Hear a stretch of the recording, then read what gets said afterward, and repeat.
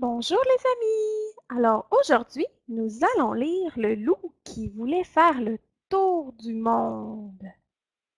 Alors ici, nous avons la carte du monde. On peut voir l'Amérique du Nord, l'Amérique du Sud, l'Afrique en jaune, l'Europe en mauve, l'Asie en vert et l'Océanie en bleu.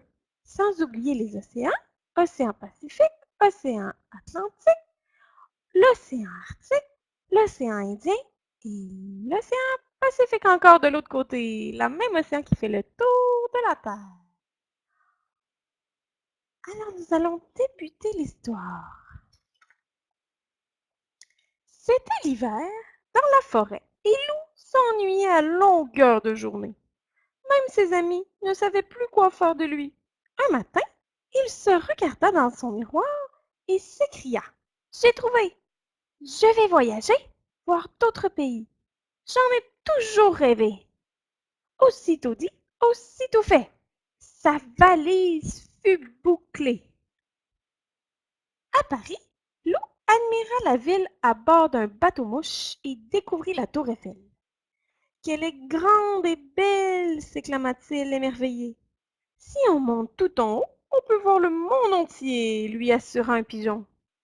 Vite, Lou grimpa au sommet pour voir sa forêt. Mais là-haut, il n'y avait que des toits à regarder et des pigeons qui rigolaient. Opinion voyageur, menu du jour, fricassé de cuisses de grenouille et crème brûlée. Alors, le loup envoya une carte postale. Salut les amis, je suis à Paris. C'est une très belle ville où il y a deux types de personnes. Des gens très pressés et des gens installés aux terrasses des cafés. Vous me manquez déjà, votre ami loup, mes copains dans la forêt lointaine. À Londres, Lou visita la ville avec des écureuils fort sympathiques. Puis il se rendit au palais de Buckingham. Je voudrais rencontrer la reine d'Angleterre, s'il vous plaît, demanda-t-il au garde devant l'entrée. Le garde ne bougea pas. Lou essaya de passer sur le côté, mais le garde se mit à hurler. Au loup! La reine est en danger! Le pauvre loup fut attrapé et jeté dans un vieux cachot. Par chance, la reine avait tout vu depuis son balcon et elle le fit libérer de prison. Prendre le thé avec le loup, j'en ai toujours rêvé, expliqua-t-elle à ses sujets. Ah oui, on va y boire du thé ensemble. En Italie, Lou mangea des pâtes, des pizzas et des glaces à tous les repas. Mamma mia! Comme il se régala. À Rome, il fit le tour des musées, mais il en eut vite assez. À Venise, il fit un tour en gondole, mais sans sa louve chérie, tout lui semblait moins joli. Voilà une carte postale à sa louve chérie. Ma louve chérie, aujourd'hui, j'ai visité Venise, la ville des amoureux. C'était beau, mais tu m'as beaucoup manqué. Alors je voulais te demander, est-ce que tu veux te marier avec moi, ton loup? En Égypte, Lou découvrit le Sphinx et la Grande Pyramide. Que diriez-vous d'une petite balade jusqu'au Nil? Lui proposa un dromadaire. Avec plaisir, se réjouit Lou. Près du fleuve, Lou trempa avec délice ses pattes dans l'eau. Attention, cria le dromadaire. Dans le Nil, il y a des... Au secours! Un crocodile! Hurla Lou, échappant de peu aux terribles dents.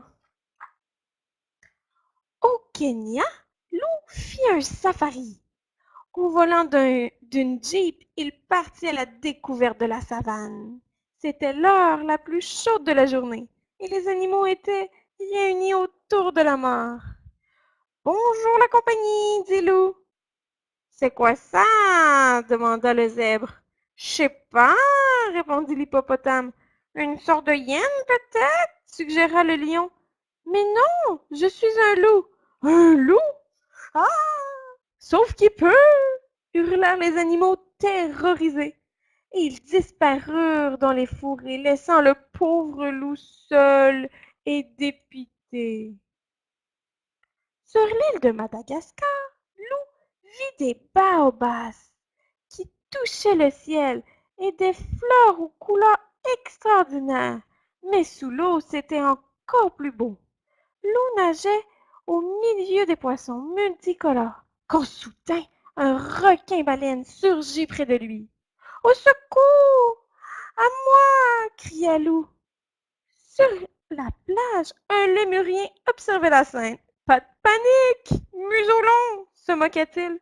Ce requin ne mange que du plancton! Au Népal, Lou escalada l'Everest, la plus haute montagne de l'Himalaya. Arrivé au sommet, il s'assit pour se reposer. Il ne vit pas tout de suite l'horrible créature qui l'observait. Bienvenue chez moi, bel étranger, roucoula demoiselle Yeti. Je pourrais te manger, mais tu es trop mignon. Je préfère t'épouser. Ah, ça non, cria Lou. Et il prit ses pattes à son cou. Il dévala la montagne, traversa la vallée et le pays tout entier. À bout de souffle, Lou s'arrêta au pied de la muraille de Chine. Il y avait là un grand panda qui prenait son repas. Que se passe-t-il, noble étranger? S'inquiéta le panda. Vous semblez bien pressé. Un yeti me poursuit. Pouvez-vous m'indiquer l'aéroport le plus proche, s'il vous plaît? Avec plaisir, répondit le panda. Mais avant cela, pouvez-vous partager mon repas? Et il lui tendit un bol de riz. Lou était affamé. Il ne se fit pas prier. Lou fut ravi d'arriver à Sydney, en Australie. Quand il se fut bien reposé sur la plage, il décida d'aller surfer. Hélas, cela ne se passa pas comme il avait imaginé, et il aurait fini noyé si un kangourou ne l'avait pas repêché. Une autre belle carte postale. Salut Alfred, aujourd'hui j'ai fait du surf. Pour la première fois. C'était génial de voler sur les vagues. Si tu avais vu ça, tu aurais été fier de moi. Lou, ton copain surfeur. C'est adressé à Alfred dans la forêt lointaine, deuxième maison à gauche, du nid de l'Api. Lou arriva à Rio, en plein carnaval. Il s'acheta un déguisement et partit à la découverte de la ville. Partout, il y avait de la musique, des couleurs, du bonheur.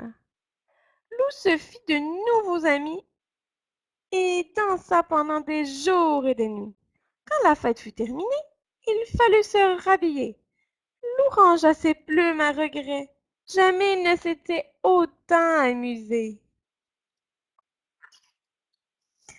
À New York, Lou admira la Statue de la Liberté, se balada au pied des buildings et fit du shopping.